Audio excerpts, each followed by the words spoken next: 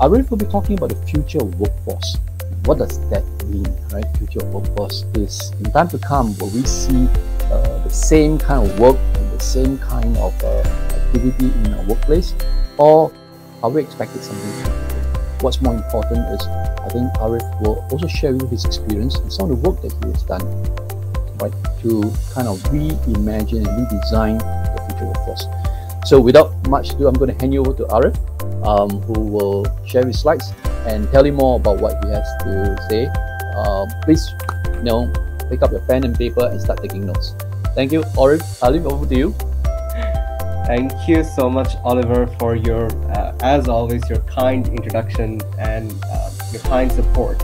I think AIBotics is a wonderful platform to move ahead and get started, because we need these gentle interventions to move ahead and move forward in our future for whichever way we want to go further. And also thank you everyone for joining us today. I'll be sharing my slide and sharing a bit of thoughts and what we've done on this, but let's make this session interacting. So we will have, so please put up any questions, any comments, any chats, and we'll conversate through the materials, and let's have a conversation beyond what we think is a future-ready workforce.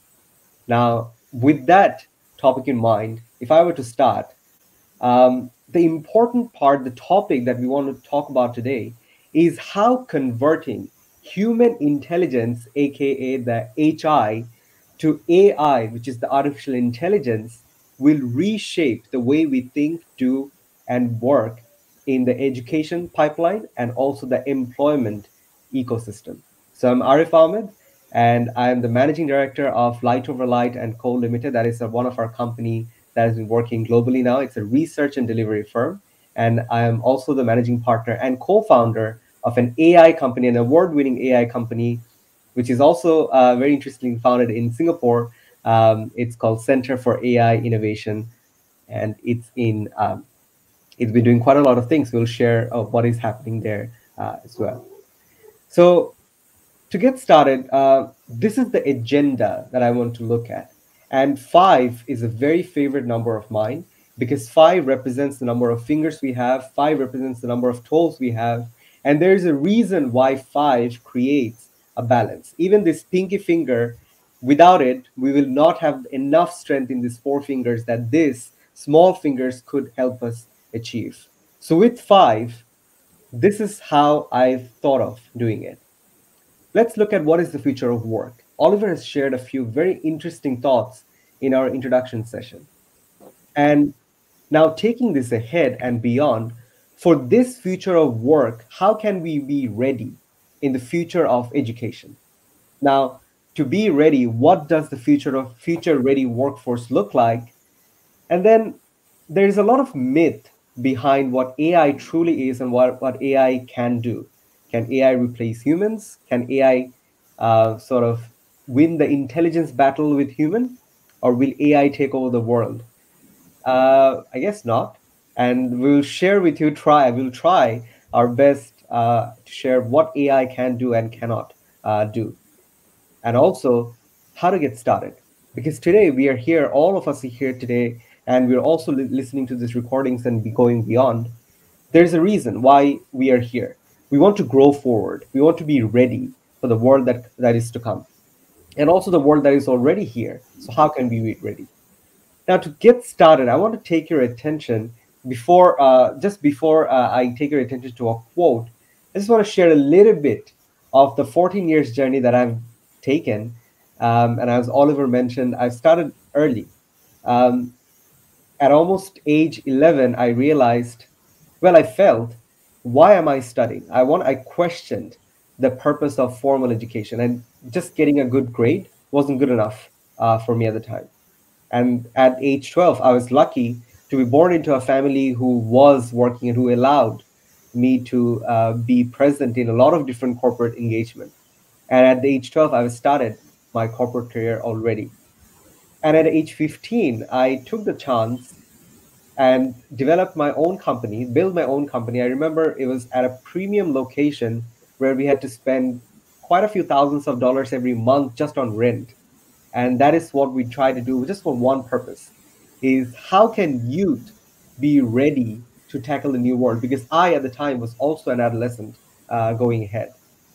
Now, at age 19, I moved to Malaysia. And now, when I've done almost 4 years of work with youth, I try to move beyond and started to understand how can I support the professionals, and not just in any training and development way, but also in the gamification manner in which how we can support these professionals.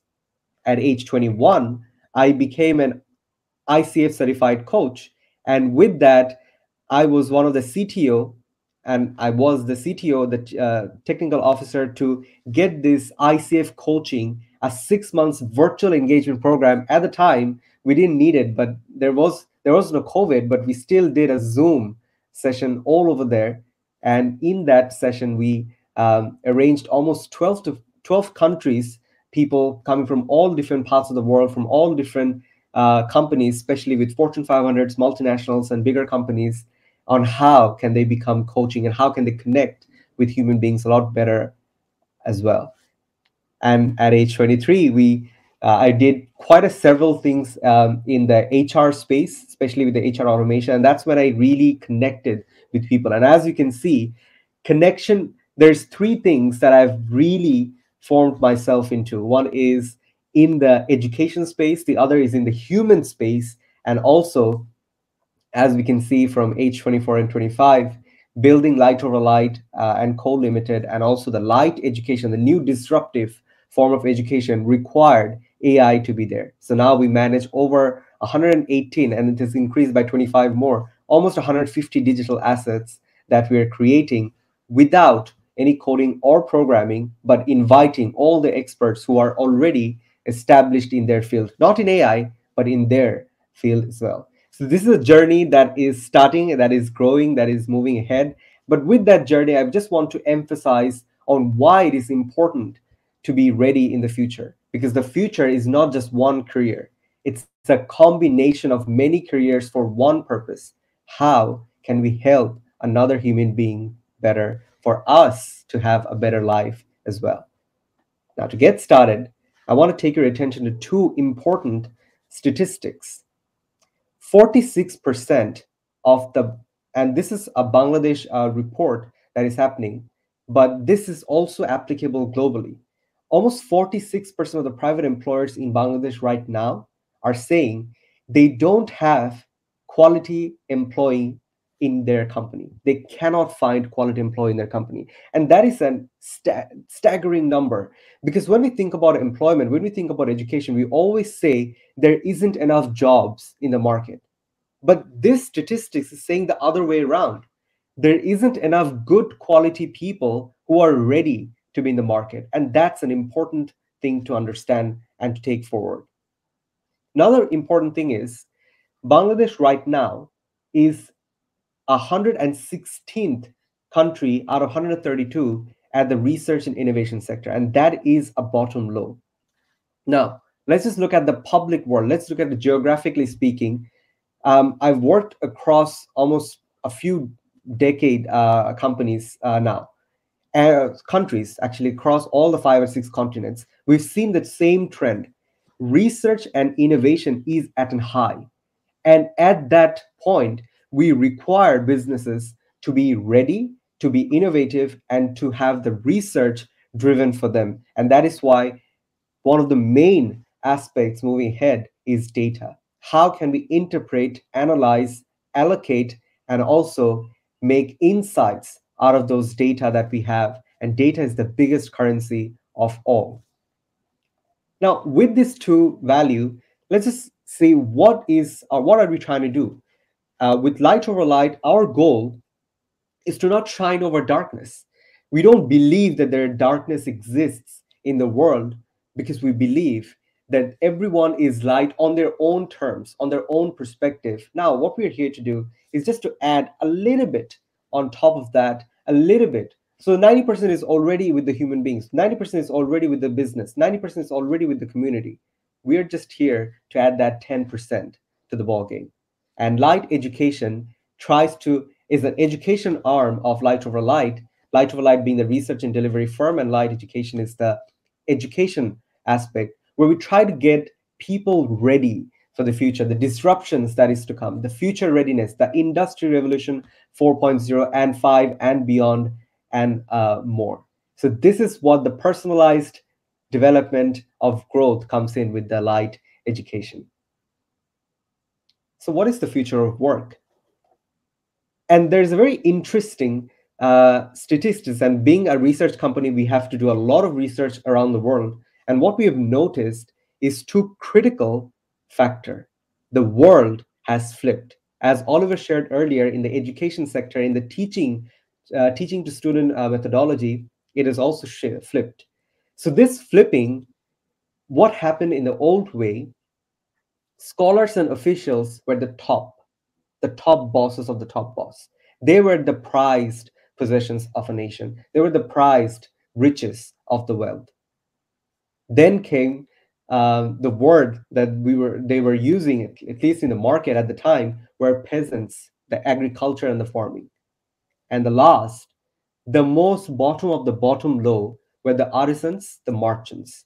So artisans were the innovators, the inventors of the business of the tribe, and merchants were the business people who were collecting those inventions and innovations and selling them for trade. And they were considered the old, the lowest, and the bottom. The world has flipped in the new way now. Now we are already seeing these artisans, these merchants, these business owners are considered one of the biggest and most prolific players in the world. We can have all the names in the world we all see, from Elon Musk to Bill Gates to Silicon Valley itself and to Singapore, have been doing so much of work with the startups, from India doing so much work in the startup sector and beyond. People needs innovation. Agri and farm has become a different ballgame altogether. If you've heard the term farm to fork, there's so much of work happening in the food space, in the nutrition space, in the dietitian space, because health care or health and medical sector are becoming so expensive to survive by. And we need better dietitian, better food, better nutrition in the process of us as a human growing further.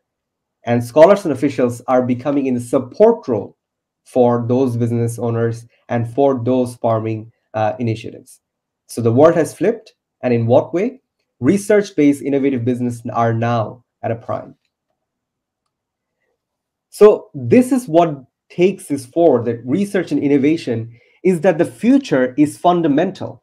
It's the fundamental of material. It's the fundamental of technology, and it's the fundamental of human beings. From material sector, we have all of this atomic space coming in, the matter, the materials of those matters are coming in, the metaverses are applying here. Because what we're trying to understand is what is happening beyond. Again, bringing back the quote that was said earlier, is the father of quantum computing, the Max Planck. He realized one very important thing. The more deeper we go into an atom, the bigger understanding we have about the world that we have towards. So it's not a macro initiative anymore. It's a micro initiative that is moving ahead. Technologies are already creating spheres and spaces all around us. But the most important thing, and something that I've been advocating for the past years, is Industry 4.0 isn't just about technologies. It's about connecting human beings together.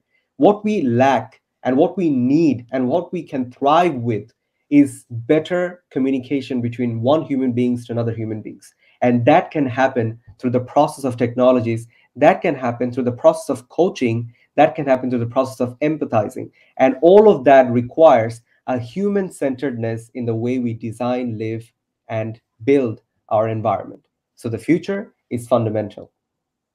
Now, there are 5 generations in the workforce, and each of them have a big role to play. So the first generation are the mentors, the leaders who've become the wise person. They've already experienced what we are to experience, but in a different generation, of course. But now they are supporting us. The leaders who are currently in the frame of mind, who are leading the tribe, who are making those policies and SOPs for us to go ahead and get it done. The implementers are the one who actually take the step and move ahead and finish those initiatives and take care of the actions that needs to be applied. The forward thinkers are this generation who are trying to see what can be done. How can we weave a better solution for the people who are in need? And lastly, the generation that comes after us, they're already different. They're living in a way that we haven't lived. I still come from a generation where we didn't have a phone. I still come from a generation where I saw the birth of cordless devices and saw the birth of smartphones and now using them on a daily basis. But these disruptors are born with smartphones. They're born with the technology that gave them the world to start with. So what can they do in the disruption space? It is unbelievable to think. So what is our role? In this 5th-generation workforce, in this future that is fundamental, in this world that has now flipped, our role is to weave solutions. And that is what we are here to do. There are so many factors that are coming into place. There are so many data humans who are part of it. Now let's make marriage happen. Marriage between human and technologies, marriage between human and humans, marriage between human and purpose. And that is what we will take this forward and beyond. Now, again, at any point of time, please feel free to put any comments and questions in the chat box. I'll be happy to conversate and interact with all of you. So in this weave of space that we talk about here, one critical aspect that we can see, especially the 3 things that we notice here, is that the world, the future is moving towards these 3 technologies powered by a 4th technology in place. There's Web 3.0, there's immersive virtual AR and VR technologies, and there's blockchain. So Web 3.0, there's just one simple example that I'll give you, and a very important fact for you to remember and understand is you don't own any part of the internet.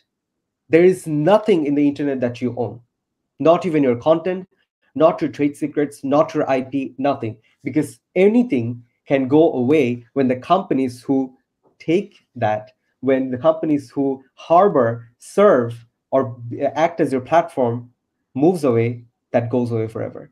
But there's only one thing currently you own on the internet, that is the domain address. Your domain address is one thing that no one else can buy from you. Now, what if that were to change? What if you could now start buying parts and pieces of internet? That is what Web 3.2 is all about. It's no longer that we wait for someone else to harbor us, someone else to give the platform for us to work, but now we can be the platform owners in the Web 3.2, the internet space, the internet real estate. We've talked about the real estate economy in the material sector, in the physical sector, buying lands in the world that we have. But world is still finite. Internet is infinite. And in that infinite real estate, now you can purchase the internet space as well.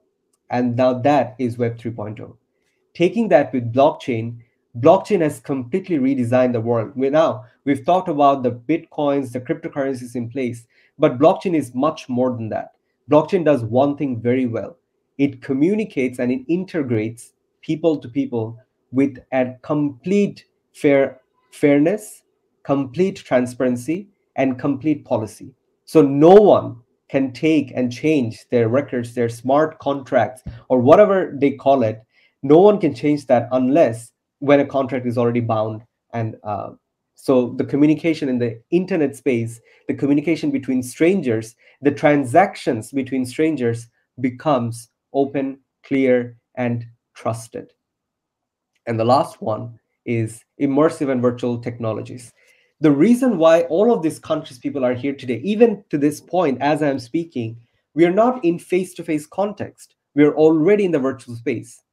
Now that is brilliant, because with that virtual space, education and work goes to a different climate. Just earlier, you've noticed the gaming industry, the entertainment industry. They've done a lot of work in the virtual space, but it was gaming, it was entertainment. What can that do? I mean, there is a lot of context, there is a lot of conversations. What can they do in the actual market, in the reality of the world? And now that's changing. Education has already gone global. education has already gone virtual, and workspace has already gone virtual as well. And now we're the byproducts, we're the by transitions of those. Now, all of that require an intelligence in place. Just like human beings intelligently understand the way the world works, because we're born with a beautiful set of organ that is called the brain for us to get there. Now, that brain can now be supported by an internet brain, or the machine brain that we call artificial intelligence. Now, there's more to artificial intelligence in the form of it.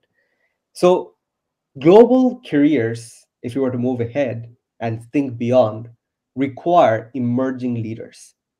And emerging leaders, so you can see, you can just link all of this. Global means they're boundaryless and opportunistic. They're always looking for opportunity, not a pessimist community, because we are no longer a pessimist community.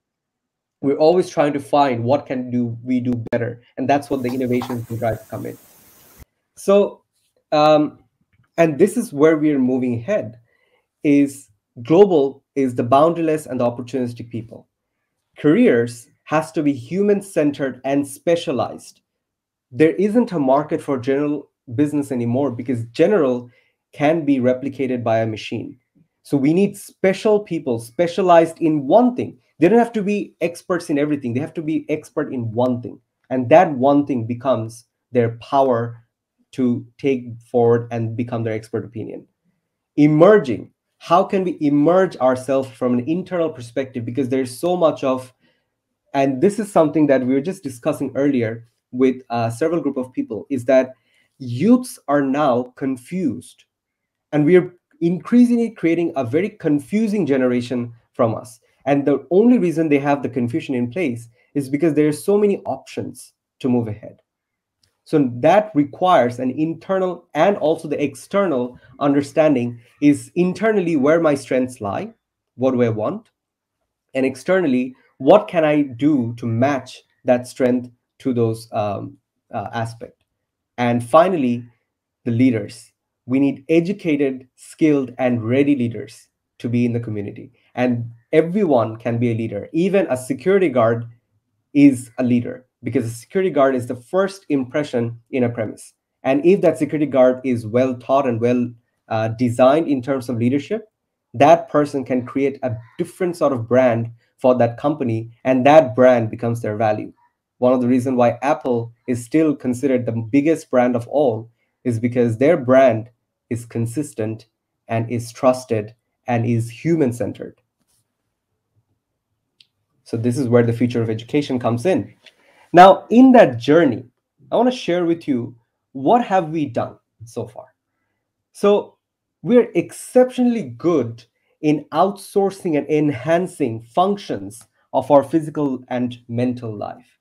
So the very first thing we did earlier in our journey of coming here is we created a very important invention called fire.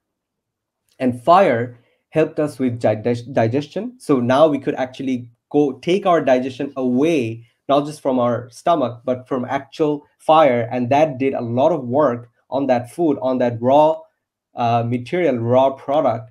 And when it came to our digestion, it became a lot more easier. Now, fire just didn't do only that. It created so much of our work around us, and that is when we started outsourcing the work that we instead had to do or couldn't do. Now, take this forward, we developed language. And language was the outsourcing of our thinking and connecting. So our thoughts no longer lived in us only and died with us only. We could actually write it down in the form of stories, and that story lived on for other people to know and to get notice of, to work with. Then we built agriculture, and agriculture did one important thing. It created a trading strength and a driving labor. And what that did is it brought humans closer together. So we're no longer just working for us. We're no longer finding food for us. We're getting someone else's help to get us. And we're basically dividing our strength, dividing our work, dividing our labor to get a unique and united work done. Then we developed mechanics, and that mechanics increased the efficiency of our work. And what that efficiency of our work did is now we could do a lot more things with the machines in place. And that is what we've seen in the Industrial Revolution, the start of those Industrial Revolution. We also did one extremely important thing as well. We invented writing. And with writing became so many other things. So the first, in this part, we actually created labor, the language, and now writing helped convert those languages into manuals. And that manuals became our center point to share to every single one of them. And that is where the intellectuals were starting to form. The intellectual group of community was starting to form. And lastly, is now we're at the stage of outsourcing our brain, our thinking, our emotions, and our intelligence into a technology. And that is what the artificial intelligence is all about. So artificial intelligence now helps us think and learn beyond our brains, and the machines are actually thinking on behalf of us. Now, there's something, this future of education that we were talking about. One of the important aspects that we have to notice now is that there is a dark education that has been provided to us. And education has not been ideal. In this education climate, we've talked about the productivity mindset so much that this education actually imprinted on us that we have to become competent, and only with competency, only by taking someone else's work, only by trying to make more money, only by trying to create more empires, then we can succeed. And the only biggest side effect of that was we lacked in the character, we lacked in the human understanding, we lacked in the community of teamwork and support. We lacked in sophistication of emotions. And what that did is we increasingly created a group of selfish, successful winners. And selfish, successful winners, what they did is they created a branch of inequality. And in that inequality, we're all living in part of it. There's 1 to 5% who owns more than 60% of the world wealth.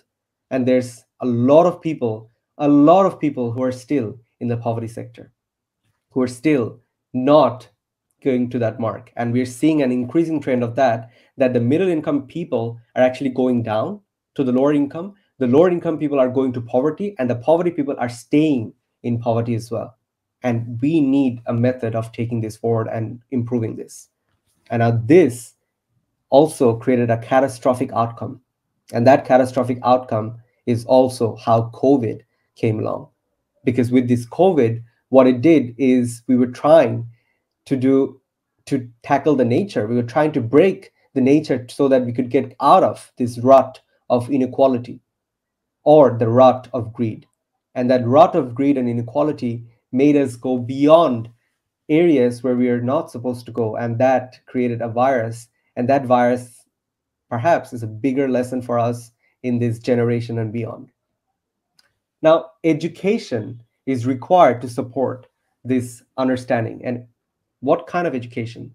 We need education to be light. And that light is what we call an enlightened experience. If you've noticed in perhaps in the dictionary now, education has rebranded themselves as an enlightened experience in the dictionary, in the Oxford Dictionary and in the Google Dictionary. You can have a search on it. There is a new education definition that has come into place that was not there before.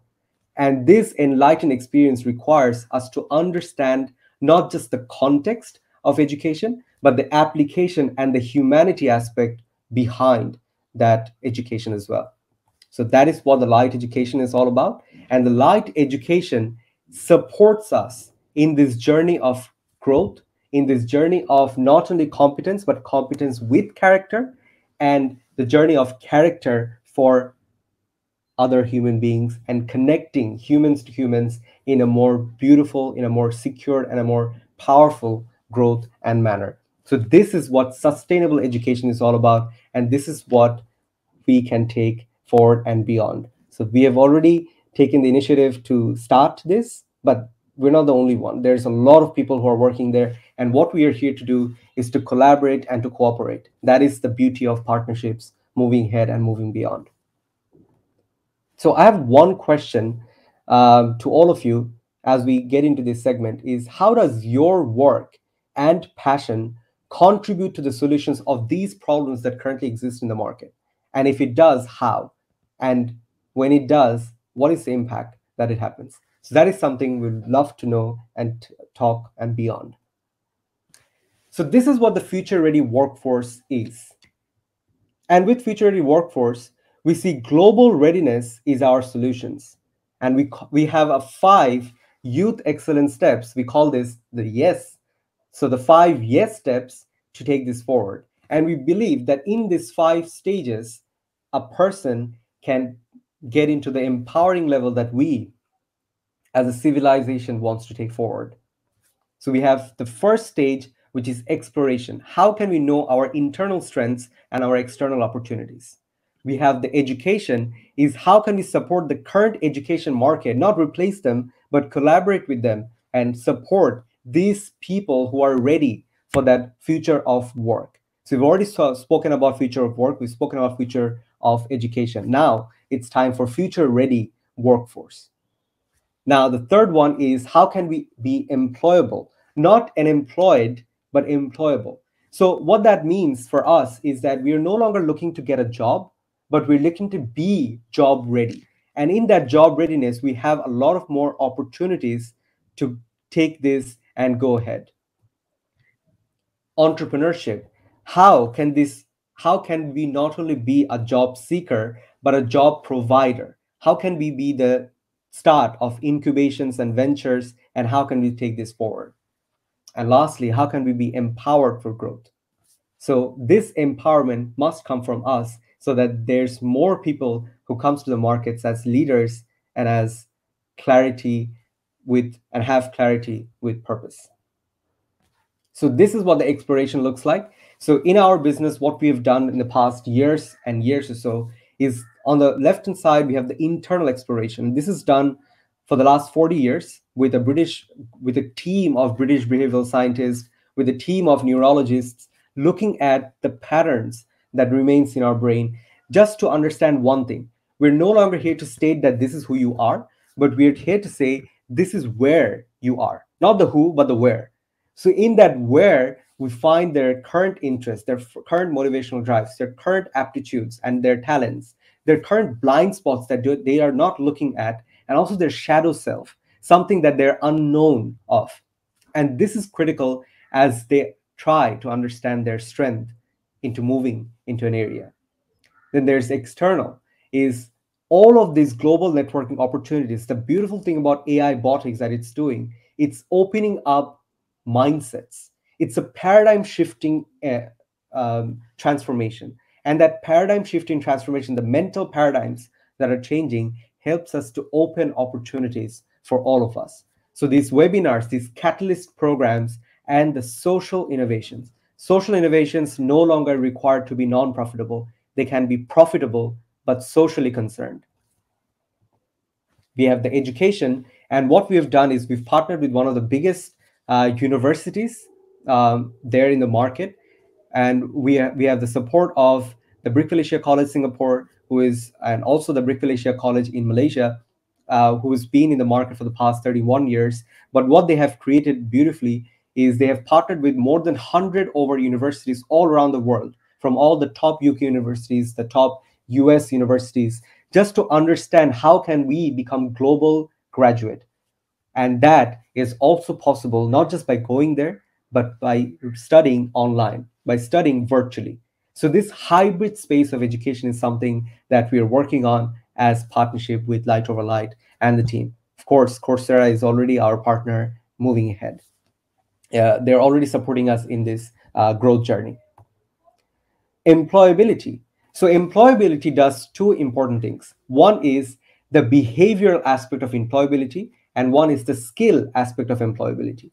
So what we see here is the 80-20 rule, that 80% of a growth requires a growth behavior, and 20% of that is skills. So 80% is where we develop the workforce-ready graduates, and in that workforce-ready graduates, we have the career planning process. How can they understand and plan their careers, their blueprint, the mapping of their careers? How can they learn about themselves? So we're no longer just learning about all the stuff that is around the world. Let us learn who we are and what we want. We are here to investigate the world of work. When we have better clarity in ourselves, we can understand what the world looks like and does. How can we apply our learning, and how can we validate our learning by testing the waters? So that is the workforce ready graduate that we program that we do for 40 hours, and we take this beyond for an infinite amount of hours in our platform. The other thing is AI for youth.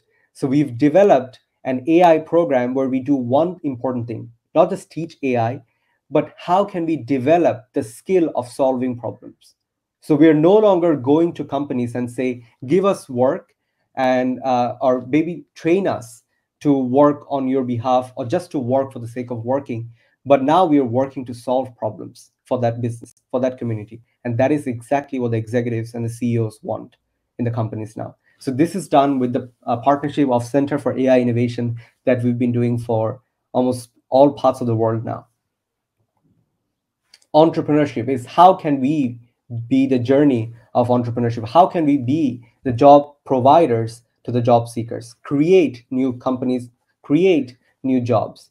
And that is what we want to know is we all have an entrepreneur in ourselves. Now, entrepreneurship is a hard business to do, but we all have that entrepreneurship in ourselves. Are we ready to become an entrepreneur? Or are we interested, or even do we have the capacity to become an entrepreneur now? So this is what we do in the part one, is to understand the research and innovation idea. And we have all of this placed, the building themselves as an entrepreneur, building social startups and social teams that can support their entrepreneurship idea or their growth, build a business together, develop themselves to become investable so that they can be funded and ventured out and into a venture building. And also they can grow or exit in high. And one of the important aspects to understand here is we may not want to be an entrepreneur today, but we may want to be an entrepreneur in the future. But what we need is to know when. And that readiness isn't or shouldn't be by chance, but it should be by choice. We should have a choice in the way we want to lead our life. So Arif, in the interest of time, we may have only 5 minutes left. Oh, perfect. Thank you. Thank you, Oliver. Okay, so I'll just take that 5 minutes and share some critical aspects that we want to take this and move ahead. Is the global apprenticeship. So what we're doing now is we're no longer just looking at a local area of work. We're supporting with all of our projects that is all around the world, is supporting these youths to have the test, to have the experience of an entrepreneurship and an employability all around the market and also beyond. And last part is our empowerment. So the 5E that we've spoken about is how do we explore ourselves? How do we educate to the exploration, to the clarity that we have to be future ready? How do we have that employability in place? How can we be an entrepreneur? Is how can we empower ourselves towards growth? And that is where the coaching and mentoring comes in. Coaching isn't the understanding that there is a divine knowledge that is coming up from top, but it's who we are is our strength. And how can we leverage on ourselves better? So very quickly, what is AI? So with our Center for AI Innovation, we try to understand that. So AI is not pretty charts.